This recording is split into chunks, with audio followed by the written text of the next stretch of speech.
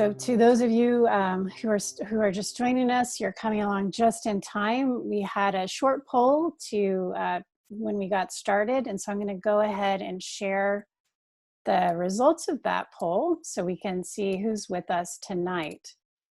So you're kind of split on your previous participation in a Walnut Creek workshop before tonight, so I think that's great. And it looks like many of you, though, have participated, most of you, in a city council meeting, so you are familiar with the city and proceedings. Again, thank you for being very engaged in the community. And it's nice to see that the word got out about this workshop in a few different ways. So this is really helpful to us as we think about how we'll continue to communicate with all of you as we continue preparation of the Sustainability Action Plan. And always the big question. So most of you are quite comfortable with Zoom. So I will we'll go over a couple tips as we get started. And if you have any issues as we're going through the meeting, if you're having any issues with how you're viewing the screen or if audio or video, please feel free to reach out to us through the chat. We have Tarina on our team, is easy to find. She's titled Zoom Questions, Ask Me. And so she's our resident Zoom expert, and will be able to help you if anything comes up during the meeting. As I mentioned when we opened the meeting, you are all muted for this part. So our agenda includes a presentation for the first 30 minutes or so. We'll have a brief question and answer period. And then we'll go into small breakout rooms and have a chance to talk in small groups and go through a few questions that we have for you about the Sustainability Action Plan. So if you have questions for us, we are asking that you submit those through the chat feature, which you should be able to find the chat button at the bottom of your screen or on your taskbar. And so that's where we're at tonight. So again, I am Tammy Seal. I'm with PlaceWorks, the consultant to the city. And I'm your lead facilitator, and I'll be joined this evening by a great project team as well, and I'll introduce them in just a moment. So, so in our presentation, you'll be able to learn more about the vision for the plan, some of the technical work we've done, including an update on greenhouse gas emissions, climate change effects and vulnerabilities, sustainability indicators, and then, as I mentioned, we'll go into small group discussions. You can go to the next slide. So who we are, we have a core city staff team with led by Kara Batista-Rao. She's the city's sustainability coordinator and housing analyst. Many of you, I think, know Kara and have seen her out presenting to the Planning Commission, Transportation Commission, among others. She's also joined by Sam Bowman, our Civic Spark Fellow for the past year. Tonight is Sam's last big event with us. He'll be moving on to the next phase in the next couple of days. On the PlaceWorks side, we have Eli Crispy, who you'll be hearing from after Kara, Jacqueline Protzman, and Tarina Wilson on our team. In addition to that, we've got a great group of city staff and other consultant team members here to help us during our small group discussions, and you'll be able to meet them when we break into those. Next slide. Okay, so we have a couple tips for you. We wanted, I have a feeling that many of you have been using Zoom, if not throughout the day, maybe daily or a couple times a week. So normally you do have the option to turn your video on and off. And so you should see a toolbar at the bottom of your screen that'll look similar to what you're seeing here on the screen now. You can change your video. You can change the background of your video. You should be able to see participants and open the chat button to be able to chat with the host, so me or Tarina, if you have questions. And you're also able to provide nonverbal reactions. So if you hear something during the meeting that you'd like to react to, I think our options are thumbs up and applause. And if you have any other comments, you can send those in the chat. If you are not seeing this in the way that you would like to, in the top right hand corner of your screen, if you're on a computer, you should be able to switch between speaker view and gallery view. You should also be able to pop out into a full screen mode. And if you don't want to be in full screen, you should be able to hit exit and go to a smaller size window and resize that. You are muted in the main meeting. When you go into the breakout rooms, you will be unmuted and able to mute and unmute yourself. So we've talked about, I think, most of these topics here, that when you're ready, you hit the chat button, it'll pop up and you should be able to type into it. These are some meeting controls if you're on a tablet or smartphone, which is going to look a little bit different. Again, you should still be able to navigate around and find your video, your audio buttons, and participant buttons. Next slide. And similarly, you can change your view. So I'm going to turn it over here to Kara, who will provide us with an update on the, an overview of the city's existing climate action plan and the transition to the sustainability action plan. I'd say before I turn it over to Kara, I do want to have, I have one reminder to folks.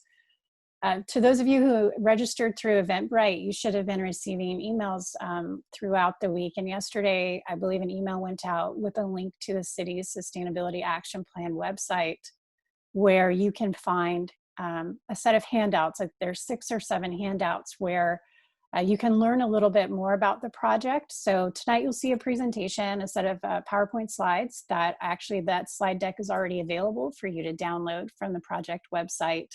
And if you'd like a little bit information, some of those topics are also covered in the handouts. If you have access to those handouts, it might prove to be helpful to have those when we go into the breakout rooms. They're not required, but you might feel comfortable having those available when we go into the small group discussions. So I think that's it from me. Again, please send questions to us through the chat. We will collect those during the presentation and answer those before we go into the breakout room. And so I'd like to turn it over to Kara now for the presentation. All right. Thank you so much, Tammy, and thanks everyone for being here. I'm Kara Batista Rao, the Sustainability Coordinator and Housing Analyst for the city. And the city adopted our first climate action plan in 2012. As the mayor mentioned, we've done a lot in implementing that plan to be successful. We've installed more solar panels, more EV chargers. We have a challenge right now for residential households, the Cleaner Contra Costa Challenge that's funded through the Air District grant. So for anyone looking to take action in their own household to reduce your carbon footprint, there's some great resources. And we want to really build on what we've done. We've got some goals from our existing climate action plan for the year 2020. Community-wide, including our businesses, our residents, and the city, we wanted to reduce our emissions 15% below 2005 levels by 2020. And for our city facilities and operations, our goal was 39% below 2005 levels by the year 2020. So you'll hear a little bit later in the presentation some data on how we're doing on those goals. And we also know that the state of California is really taking a lot of action to address climate change. The state has some of their own goals. They've set for 2030 a goal of reducing emissions 40% below 1990 levels, which is one of the more aggressive targets out there. And they have a longer term goal of reducing emissions 80% below 1990 levels. And just more recently, the state set a goal of having the state of California be carbon neutral by the year 2045, which is quite, it's going to be quite challenging for the state to meet that. In addition, there's some new laws that cities need to comply with. So cities now have to address climate change adaptation and resilience in our plans. And what we mean when we talk about adaptation and resilience is really the idea that we're already seeing some of these local effects of climate change. We're seeing more droughts, we're seeing more wildfires. And so we're required now to plan for the future and think about how we can prepare the community to adapt and hopefully bounce back better from these kinds of climate crises. So as part of this, cities now need to do a vulnerability assessment to see what kind of risks are facing their community and come up with policies for how to adapt to climate change. Next, please. So for the Sustainability Action Plan, the mayor mentioned that this is one of the City Council's 4 priorities for this budget cycle. And City Council directed us to not only update our current climate action plan, but to expand our focus from just climate change to the broader topic of environmental sustainability. So the new Sustainability Action Plan is going to cover 3 main areas. We're going to continue and strengthen our focus on addressing climate change by reducing greenhouse gas emissions.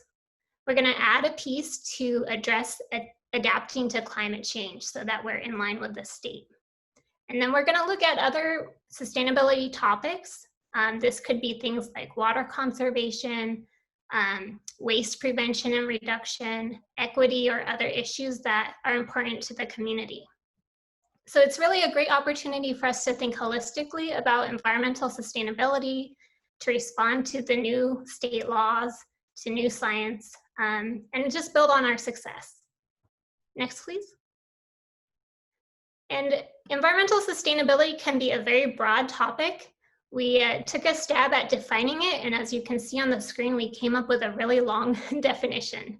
So just to give you a little bit of feeling of what we mean when we say environmental sustainability, we're thinking about how to meet the needs of the present generation without compromising the needs or the ability of future generations to really meet their needs.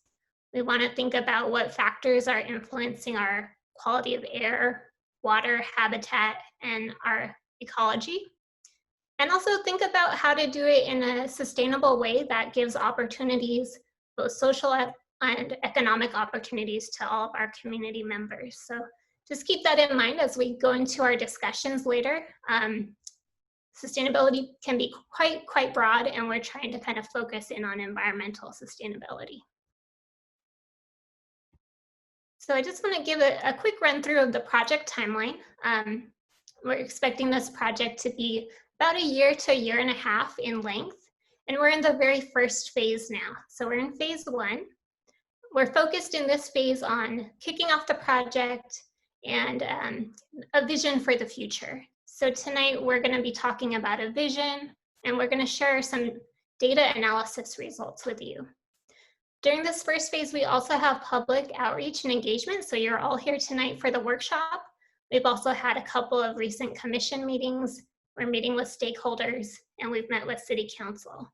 So during each of the 3 phases, there will be a lot of opportunities for you to give your input. Expect to see a public workshop during each phase. Expect to see council and commission meetings during each phase. The second phase, thank you. We'll see going into the fall, we'll be focusing on policy and strategy development for the project. So thinking about what are those big long-term goals that we want to set for the city in the future, and what are the strategies to get there? How should the community prioritize those strategies? And then in the final phase, in phase 3, we're hoping to do that in winter of 2021. We'll actually, based on all the input that we get, work on developing the actual draft document for the Sustainability Action Plan, do environmental review, and then go through the process of going through commissions and City Council for final adoption of that plan. Next, please. So that's an overview of the project. I want to switch gears now and get into the vision. So this vision and the next slide with the vision objectives, you'll see when you get to your breakout groups, we're asking for your input tonight whether this vision for Walnut Creek's sustainability in the future really resonates with you. Are there topics that are missing that are important to the community? And is this Walnut Creek you'd want to live in 2030? So You'll have a chance to read this in your breakout groups. This is a draft statement for the vision that our city council has seen, and we're sharing with the commissions and the public for input. And it'll be important in our next phase as we start thinking about strategies to think, you know, are those strategies really going to get us to this vision? So next slide. So you can see there's a little bit of vision objectives of how we might achieve that vision, and we'll welcome your input in the breakout discussions for your feedback on this. So I'm going to hand it off now to Eli to go over some of the data results as our next part of the presentation. Thank you, Kara, and thank you all of you for joining us this evening. As Kara mentioned, my name is Eli. I'm going to walk through some of the technical work that we've done to support the Sustainability Action Plan. And the first piece of work is the greenhouse gas inventory. The inventory is an assessment of the greenhouse gas emissions that are attributed to Walnut Creek. We are accounting for emissions from members of the community, which include residents as well as businesses, visitors, and people who work in Walnut Creek. And then separately, we are looking at greenhouse gas emissions from the city's own municipal operations, so the things that the city government is doing to administer the city and to conduct its maintenance activities. There are 2 years that we are assessing greenhouse gas emissions for. There is a 2005 inventory, which kind of sets the baseline or the foundation for the project. And then there is a 2017 inventory, and that shows the progress that the city has made in reducing greenhouse gas emissions since the baseline.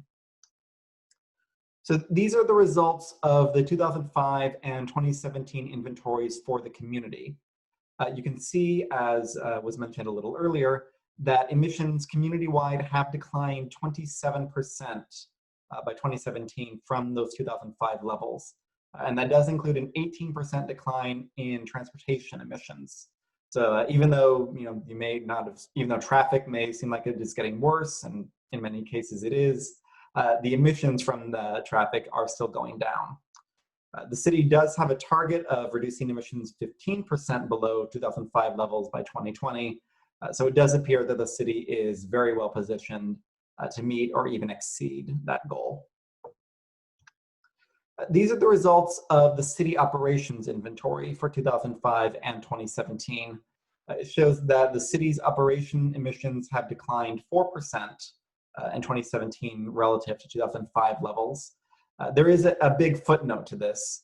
The 2017 inventory includes some sources of greenhouse gas emissions that were not included in the 2005 inventory. These sources are optional. The city does not have to include them. We are putting them out here because it shows a more complete picture, and we think it's important to show, but they are not required to be part of the inventory. For example, you'll notice in the 2017 graph, there is a teal bar labeled employee commute. That is a pretty significant source of the city's emissions in 2017, but it was not counted in 2005. The city is not required to count those emissions. If you were to only count the sources of greenhouse gas emissions that were included in the 2005 inventory, then the city's emissions have gone down 35%. So that would put the city on a good track to meet the 2020 target of 39% below 2005 levels. In addition to looking at the greenhouse gas emissions of past years, we also project greenhouse gas emissions for future years. This is called a forecast. The forecast is looking at how the city's emissions might grow in the future if no changes are made, if no actions are taken to reduce those emissions at any level, local, regional, state, or federal.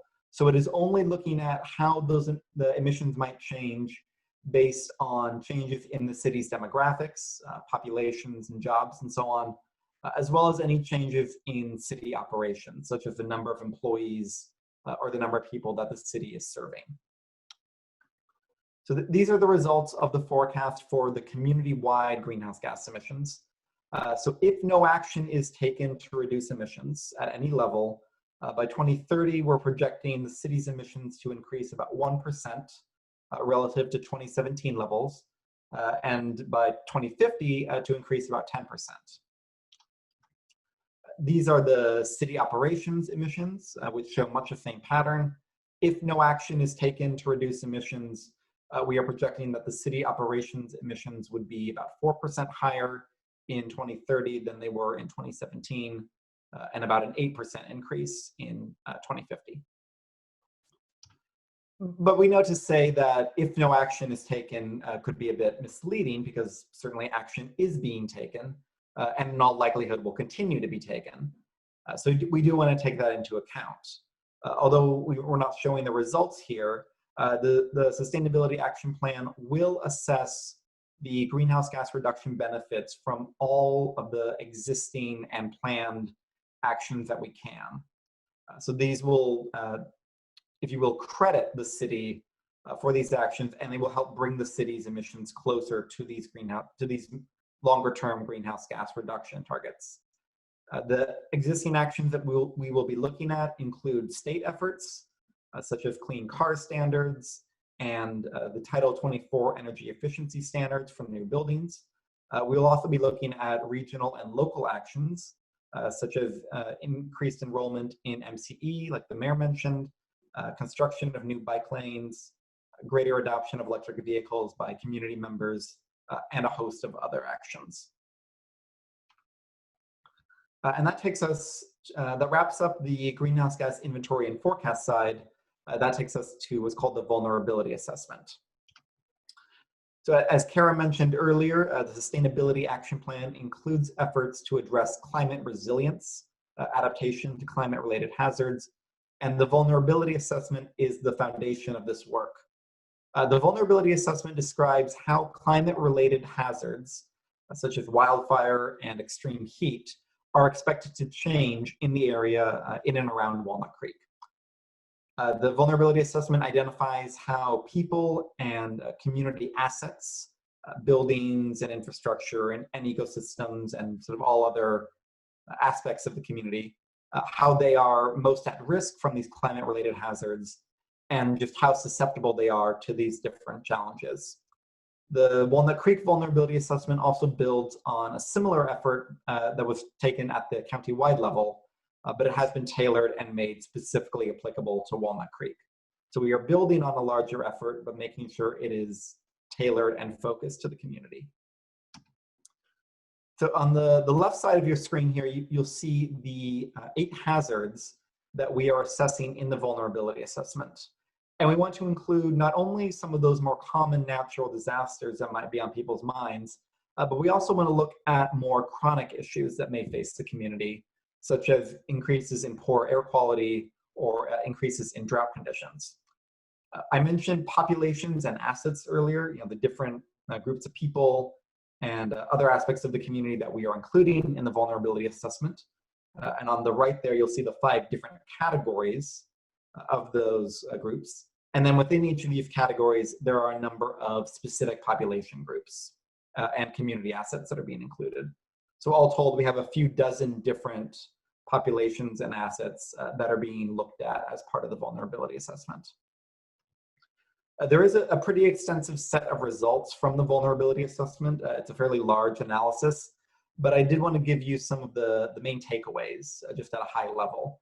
We find that there are several populations in Walnut Creek that are facing increased health risks associated with climate change related hazards. We found that there's potential for damage to roadways and as well as individuals who may have limited vehicle access. And this can create evacuation challenges for some community members, especially senior citizens, including senior citizens who live alone, and persons with disabilities. I mentioned that road networks are at risk of being destroyed or damaged. There are also other infrastructure systems and buildings that may be at risk from these climate-related hazards, in particular from landslides and wildfires. We found that these can isolate parts of the city, which can make it difficult for people to get in and out. and they may cause service outages as well. The city's energy system, and in particular power lines and the electrical system, is highly vulnerable to damage from multiple hazards and is at risk from climate change, as we've seen lately with some of the public safety power shutoffs. So there is an increased potential for power outages and the impact that they cause as a result of this. We've also found that drought may be a source of significant harm to some of the local ecosystems in and around Walnut Creek. So with the vulnerability assessment in place, that takes us to the third technical piece of the Sustainability Action Plan. This one is a little different. This is what we're calling the sustainability indicators. And the sustainability indicators aren't necessarily an analysis per se, like the other two that we've talked about, but these are metrics that will help Walnut Creek to track progress on these sustainability topics. So this will make it easier for the city to monitor effectiveness and to report to the community and to decision makers on how well the city is doing. So some of these indicators will look at greenhouse gas emissions, and they will look at climate adaptation and vulnerability, but they will also go beyond those topics. They will include some more holistic topics such as air quality and community equity, more general issues of well-being. And we are taking care to make sure that these indicators, these metrics that the city is going to be using to measure progress are meaningful, that the data is readily available, and that is something that will ultimately be useful to the community and to decision makers. We are developing a set of draft indicators, and within these draft indicators, we have 6 topics shown here. And then within each of these topics, there are anywhere from 3 to 6 or 7 different potential sustainability indicators. And in each of those indicators, we are identifying specific strategies and data sets that will allow the city to track progress on these items. These are just some of the draft indicators that we're proposing for consideration. Number of electric vehicles, reduction in natural gas use in buildings, number of people either residing within or not residing within a buffer area around public park or open space. So metrics such as this will allow the city to determine how well the Sustainability Action Plan is working and how well the city is progressing on achieving its sustainability goals. So that takes us to the end of the presentation. We'd be happy to take some questions typed into the chat before we go into the breakout rooms. And I will just add that, as Kara mentioned a little earlier, this is phase 1. This is doing the early technical analysis and presenting the results. And then in phase 2, we will be getting into the plan development, exploring specific strategies, and looking at specific policies that will help to reduce greenhouse gas emissions, enhance community resilience, and support greater sustainability in Walnut Creek. So thank you very much. Thank you, Eli and Kara. So as Eli and Kara have noted, please do feel free to send questions in the chat. You should be able to, at a minimum, be able to send chat messages to the host, whether that's to me. Project questions is how I show up, or Tammy. And if you're, I would ask if any of the other co-hosts are receiving questions, perhaps to make sure to share those as well. There is a question early on asking if the mayor's remarks are available. So Kara, we are recording the workshop, so you should be able to go back and view the mayor's remarks once we post it up online. Okay, so we're getting a few questions coming in here now. They're flowing in. I think they've been going to a couple different places. So question was, in the slideshow, it said that several populations in Walnut Creek face increased health risks due to climate change, but it did not list which populations were found to be vulnerable. Eli, you or Jacqueline can take that one. There are a handful of different populations. In reality, I think most people in Walnut Creek would face some level of potential harm as a result of these impacts. But we found that some of the greatest vulnerability for issues of human health are likely to be persons who work outdoors, such as construction workers, persons experiencing homelessness, just because they have much less protection from some of these, from exposure to some of these hazards. And then also some very young children and certain senior citizens, and then potentially persons with certain chronic health conditions that may result in greater susceptibility to some of these health-related hazards. Thanks, Eli. Question, please explain how we compare using 2005 data baseline with the state requirements to compare to a 1990 baseline. In other words, how is the city doing with regard to the state baseline? It's a good question. Eli, would you like to take that one? Sure. So so the state measures their greenhouse gas emissions relative to 1990 levels, but the state is also aware that for individual cities and counties, identifying 1990 greenhouse gas emissions can be quite difficult. The data in many cases just is not there to do that accurately.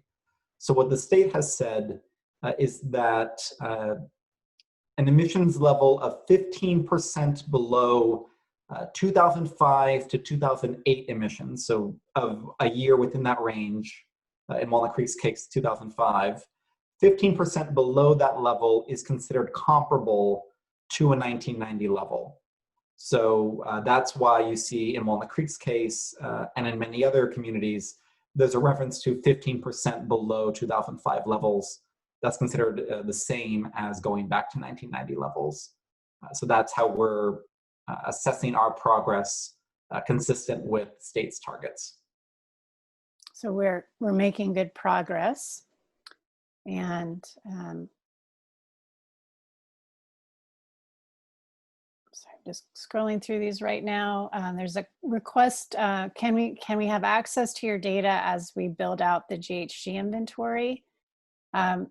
We will be sharing the GHG inventory as we go through the process. So I'd say right now we have it shared in terms of greenhouse gas emissions and some of the activity data. And I believe we will be releasing more information as it's confirmed and we go through the process. So I'd say stay tuned to the Sustainability Action Plan website to access the project information. But yes, it's the intention.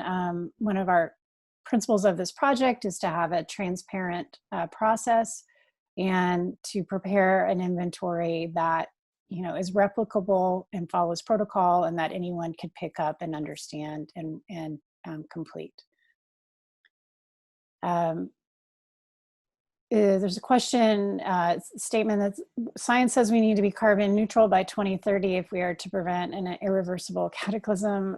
Is Walnut Creek prepared to set that carbon neutrality by 2030 as a target?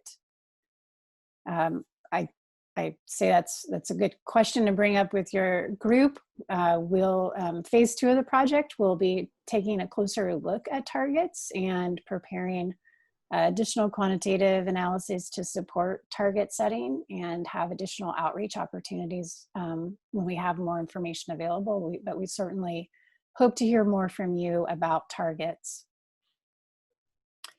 So we are at 6:45, which is when we have slated to go into the breakout sessions. So there are still a couple of questions here that we may not be able to get to, but we will be able to follow up in writing.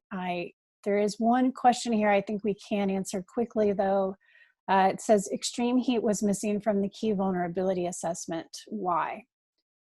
Eli, that's for you. So we are looking at extreme heat as part of the vulnerability assessment. when I went over some of the results, we were trying to just provide a very, very high level. So there certainly are vulnerabilities to extreme heat. I may not have mentioned them, but they are included in the overall analysis. And in the more detailed results of the vulnerability assessment, which will be coming a little later, you will see impacts from extreme heat written up. Okay, great. Thank you, everyone, for that. And so now we're going to, I think we can go to the next slide. Breakout room discussions. Next slide. So during this, the next 45 minutes, we've set aside this time for you to have smaller group conversations. We had originally anticipated they'd be groups of 8 to 12 people based on the registration that we had going into this evening. We've had not as many people have joined us, so we will be able to have a nice, small, intimate group conversation. So we've set it up. There are at least 4 questions that we've prepared that we'd really like to hear from you on. If you get through those questions, you're certainly, we encourage you to talk about if there are other topics related to the Sustainability Action Plan and local climate action. We'd encourage you to bring those up in your small groups. And these questions that we are asking you in the breakout groups, we are going to be also providing opportunities for online engagement for folks who are not able to join us this evening. We'll be asking these questions online. So you will also have the opportunity, if you'd like, to engage online after tonight. If after you've had time to think more about them and you have more to share, we'd encourage you to participate in the online forum as well. So in just a moment, I will change the format of the meeting and you will transition, you will kind of disappear. It'll feel like you disappeared. You're going to pop up and other people will be in front of you, not me and not this PowerPoint. If you are participating with us by phone only, nothing will change for you and you'll be in the room with me. For those of you, and I'd say, you know, if you're participating with a phone and a computer, both parts of you should be going into the breakout room. But if you have any challenges with your audio or video, when you get into the breakout room, you should still be able to chat with one of us or get help if you need it. Okay, so you'll have about 45 minutes in these small groups. And right now I'm going to open them up and I will see you all in 45 minutes. Have fun.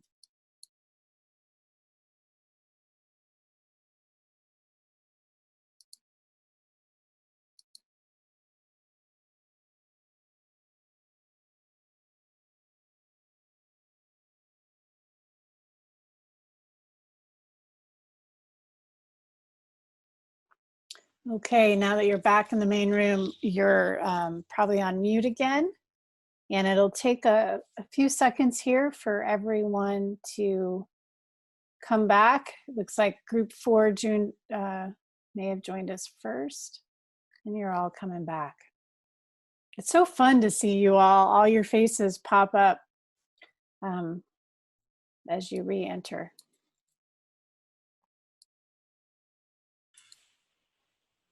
Who says we can't teletransport? Yeah, looks like you transported to me. So, all right. Hi, everyone. Thanks for staying with us through the presentation and the small group discussions. Maybe through a show of some hands or nonverbal, how are the breakout room discussions? They work well? All right. Yay, thank you. I'm really glad we were able to provide that opportunity tonight. Yeah, thanks again for joining us so much. I know there are a lot of demands on your time, and we really, really do appreciate the time that you spent with us this evening. It's been, it's really important that we hear from all of you. And I'd like to charge each of you with a a task or a challenge to go out and now talk to your network, maybe, you know, a handful of your friends or colleagues, and share with them what you heard tonight about the Sustainability Action Plan, and encourage them to check out some of the resources on the city's website and to engage with us as we go through this process. It's really important that the Sustainability Action Plan reflect the values and the priorities for all of you, for the residents and businesses in Walnut Creek, and that we include policies and strategies that are appropriate and that we can accomplish in the time frame of the plan. So as Karen and Eli noted, we're at the beginning and we have not made decisions about what will be in the plan yet. We're just getting started. So we will compile and review what you shared with us tonight, comments that we are receiving through other opportunities we've had to talk with many residents and stakeholders. As I mentioned, we will have an online forum coming available in a couple weeks. So that'll be yet another opportunity if you'd like to join us. You'll see in that online surveyor forum, the questions will look very similar to the ones you discussed tonight, but it'll be an opportunity if you'd like to provide comments to us in writing. So that survey and forum will be open for about a month. And then after that time, we will compile everything that we've heard and prepare a report that we will make available and share with all of you so that you can ensure that what you've shared with us is showing up in writing, and see what other folks have shared with us as well. And then we will use that information as we transition to the next phase, which is where we start thinking about reduction targets, goals for the plan, and strategies and policies to take us toward the vision and the goals. So please stay tuned. Check your inbox regularly for the ECO newsletters. Tonight you're going to get one more email from us through Eventbrite, which will include a link to a survey, a wrap-up survey. It's really short, just a couple questions, and we'd really love to get your feedback on the workshop tonight and any other comments that you have. So you should be having that land in your email inbox in probably in about half an hour to an hour. And then that'll wrap up our correspondence with you related to this particular workshop. But for those of you who have opted in to being on the ECO newsletter emailing list, Kara will be adding you to that list as well. And so I think on the next slide, we have our website. So please do keep this bookmarked and stay tuned and check in with us regularly throughout the project. Thanks again for joining us, and we look forward to seeing you here again in a couple months when we go to phase 2. So thanks everyone, and have a great night.